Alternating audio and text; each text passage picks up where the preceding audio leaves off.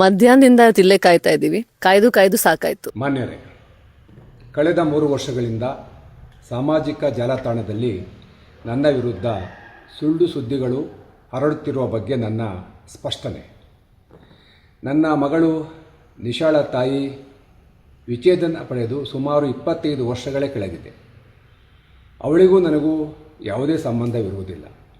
ಆದರೆ ಇತ್ತೀಚಿನ ದಿನಗಳಲ್ಲಿ ನಿಶಾ ಅವಳ ತಾಯಿಯ ಜೊತೆಗೂಡಿ ತೊಂದರೆ ಕೊಡ್ತಾ ಇದ್ದಾಳೆ. ನಿಶಾ ನನ್ನ ವಿರೋಧಿಗಳ ಜೊತೆಗೂಡಿ ರಾಜಕಾರಣದ ದುರುದ್ದೇಶದಿಂದ ಚುನಾವಣಾ ಸಂದರ್ಭದಿಂದ ಹಿಡಿದು ಇಲ್ಲಿಯವರೆಗೂ ನನ್ನ ಮೇಲೆ ಇಲ್ಲ ಸಲ್ಲದ ಆರೋಪ ಮಾಡುತ್ತಿರುವುದನ್ನು ನೀವು ಗಮನಿಸಿರುತ್ತೀರಿ. ಇದರ ಮುಖಾಂತರ ಸಾರ್ವಜನಿಕವಾಗಿ ಅನುಕಂಪ ಗಿಟ್ಟಿಸಿಕೊಳ್ಳುವ, ನನ್ನ ತೇಜೋವಧೆ ಮಾಡಿ ಸಮಾಜ ದೃಷ್ಟಿಯಲ್ಲಿ ನನ್ನನ್ನು ಕೆಟ್ಟವನಾಗಿ ಬಿಂಬಿಸುವ ಪ್ರಯತ್ನ ಅವಳದು.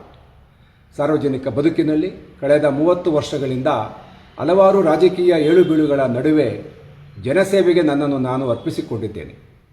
ಜೊತೆಗೆ ಮಕ್ಕಳ ವಿಚಾರದಲ್ಲಿ ಒಬ್ಬ ಜವಾಬ್ದಾರಿಯುತ ತಂದೆಯಾಗಿ ನನ್ನ ಕರ್ತವ್ಯವನ್ನು ನಾನು ಮಾಡಿದ್ದೇನೆ. ನನ್ನ ಮಗಳ ಮದುವೆಯ ಪ್ರಯತ್ನದಲ್ಲಿ ಅವಳ ಮತ್ತು ಅವಳ ತಾಯಿಯ ಸಹಕಾರ ಸಿಗಲಿಲ್ಲ.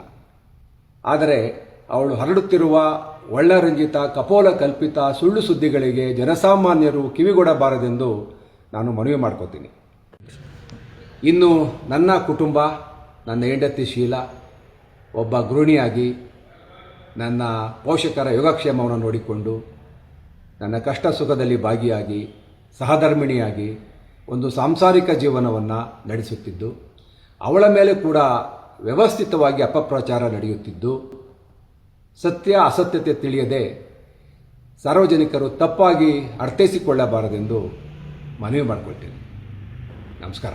ಮಾನ್ಯರೇ, ಕಳೆದ 3 ವರ್ಷಗಳಿಂದ ಸಾಮಾಜಿಕ ಜಾಲತಾಣದಲ್ಲಿ ನನ್ನ ವಿರುದ್ಧ ಸುಳ್ಳು ಸುದ್ದಿಗಳು ಹರಡುತ್ತಿರುವ ಬಗ್ಗೆ ನನ್ನ ಸ್ಪಷ್ಟನೆ. ನನ್ನ ಮಗಳು ನಿಶಾಳ ತಾಯಿ ವಿಚ್ಛೇದನ ಪಡೆದು ಸುಮಾರು 25 ವರ್ಷಗಳೇ ಕೆಳಗಿದೆ. ಅವಳಿಗೂ ನನಗೂ ಯಾವುದೇ ಸಂಬಂಧವಿರುವುದಿಲ್ಲ. ಆದರೆ ಇತ್ತೀಚಿನ ದಿನಗಳಲ್ಲಿ ನಿಶಾ ಅವಳ ತಾಯಿಯ ಜೊತೆಗೂಡಿ ತೊಂದರೆ ಕೊಡ್ತಾ ಇದ್ದಾಳೆ. ನಿಶಾ ನನ್ನ ವಿರೋಧಿಗಳ ಜೊತೆಗೂಡಿ ರಾಜಕಾರಣದ ದುರುದ್ದೇಶದಿಂದ ಚುನಾವಣಾ ಸಂದರ್ಭದಿಂದ ಹಿಡಿದು ಇಲ್ಲಿಯವರೆಗೂ ನನ್ನ ಮೇಲೆ ಇಲ್ಲ ಸಲ್ಲದ ಆರೋಪ ಮಾಡುತ್ತಿರುವುದನ್ನು ನೀವು ಗಮನಿಸಿರುತ್ತೀರಿ. ಇದರ ಮುಖಾಂತರ ಸಾರ್ವಜನಿಕವಾಗಿ ಅನುಕಂಪ ಗಿಟ್ಟಿಸಿಕೊಳ್ಳುವ, ನನ್ನ ತೇಜೋವಧೆ ಮಾಡಿ ಸಮಾಜ ದೃಷ್ಟಿಯಲ್ಲಿ ನನ್ನನ್ನು ಕೆಟ್ಟವನಾಗಿ ಬಿಂಬಿಸುವ ಪ್ರಯತ್ನ ಅವಳದು. ಸಾರ್ವಜನಿಕ ಬದುಕಿನಲ್ಲಿ ಕಳೆದ 30 ವರ್ಷಗಳಿಂದ ಹಲವಾರು ರಾಜಕೀಯ ಏಳುಬೀಳುಗಳ ನಡುವೆ ಜನಸೇವೆಗೆ ನನ್ನನ್ನು ನಾನು ಅರ್ಪಿಸಿಕೊಂಡಿದ್ದೇನೆ.